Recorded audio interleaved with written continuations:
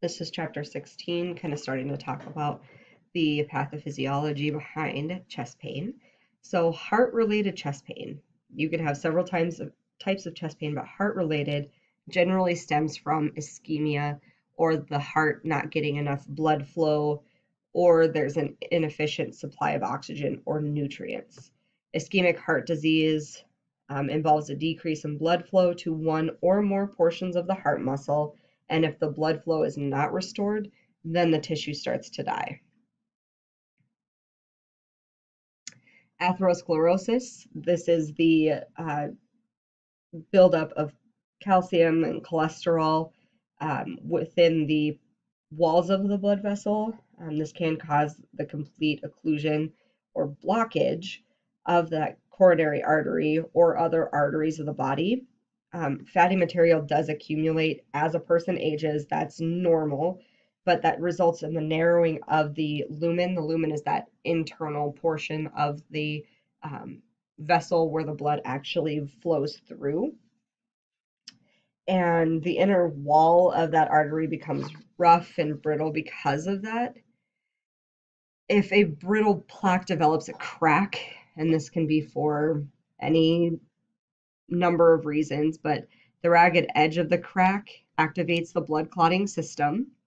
Then that results in the formation of a blood clot that will either partially or completely block the lumen of the artery as well. A thromboembolism is a blood clot that floats through the blood vessels of the body. If it reaches an area too narrow for it to pass, it then stops blood flow at that point, and any tissue that's downstream of it will suffer hypoxia or a lack of oxygen. If too much time passes before blood flow is resumed, then the tissue begins to die, and the sequence of that is actually known as an AMI, or an acute myocardial infarction, which is also known as heart attack. Infarction is death of tissue. The death of heart muscle definitely can severely diminish the heart's ability to pump, which then can lead to cardiac arrest. The thing about heart cells is that when heart cells end up dying because of lack of blood flow, they don't regenerate like other cells in the body. If you get a cut on your skin, if you have injury to muscle on your leg, those things can repair themselves. Heart muscle doesn't come back. So when you start losing it, it's done. It scars and is no longer viable at all. The United States coronary artery disease is the #1 cause of death for both men and women. It peaks between the ages of 45 and 64 years, but it can strike individuals that are in their teens, and it can go all the way up to people that are in their 90s. There are certain risk factors for MIs that you can control, and there's others that you can't control. Those that are controllable are cigarette smoking, taking care of high blood pressure, taking care of elevated cholesterol levels, taking care of your blood glucose, trying to keep that under control, lack of exercise, and then obesity. For those that you can't control, as you start aging, your risk increases. If you have a familial history of atherosclerotic coronary artery disease, can't control that. That's your genes, man. Race, ethnicity, and those of the male sex are definitely more prone to coronary artery disease and, by extension, myocardial infarction. ACS, also known as acute coronary syndrome, describes a group of symptoms that are caused when that heart becomes ischemic. This includes a temporary myocardial ischemia, which results in angina pectoris, or can result in a true MI as well. Angina pectoris occurs when the heart's need for oxygen outweighs the available supply. This could be during physical or emotional stress. Can also result from the spasm of an artery, but is often a symptom of atherosclerotic coronary artery disease, where the lumen of the vessel has already been decreased in diameter. Maybe triggered also by a large meal, sudden fear. When the either oxygen increases or the demand decreases, the pain typically goes away. This is not going to lead to permanent death or heart damage, but it should be taken as a warning sign that something could progress to that. There are two types of angina. There's unstable and then there's stable. So people commonly describe angina as like crushing, squeezing, somebody's standing on my chest, somebody's sitting on my chest. It's usually felt in the mid portion of the chest, right under the sternum, can radiate to the jaw, the arms, most frequently the left arm, the mid-back or the epigastrium, so that's that point that's in the middle upper region of the abdomen. It usually lasts less than 15 minutes, on average about 3 to 8 minutes, give or take. May be associated with shortness of breath, nausea, sweating, but the stable angina is relieved by rest or nitroglycerin. So a little bit of the patient's nitroglycerin, either spray or tab put under the tongue, tends to make this pain go away completely. Unstable, it responds to fewer stimuli than normal, so it continues to increase in frequency and severity. And we want to be more aware of that. Until proven otherwise, patients experiencing chest pain are having an MI. We don't ever want to under triage them and say, no, that's probably not. Always treat them like they're having an MI, and then we can always back off later if we need to. The pain of myocardial infarction signals the actual death of cells in the area of the heart where that blood flow is obstructed.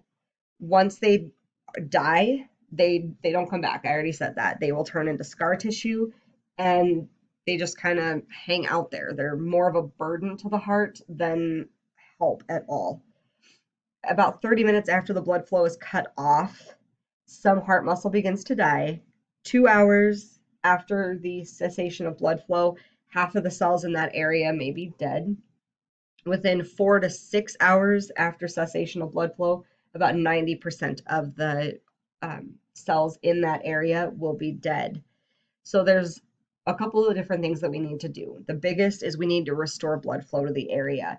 We can either do that by opening the coronary artery with thrombolytic or clot busting drugs, or to go in with PCI, percutaneous coronary intervention, where we actually go in and either balloon or put a stent in that artery to restore blood flow. Either way, we can't do these in the field, so transportation is absolutely one of your biggest priorities.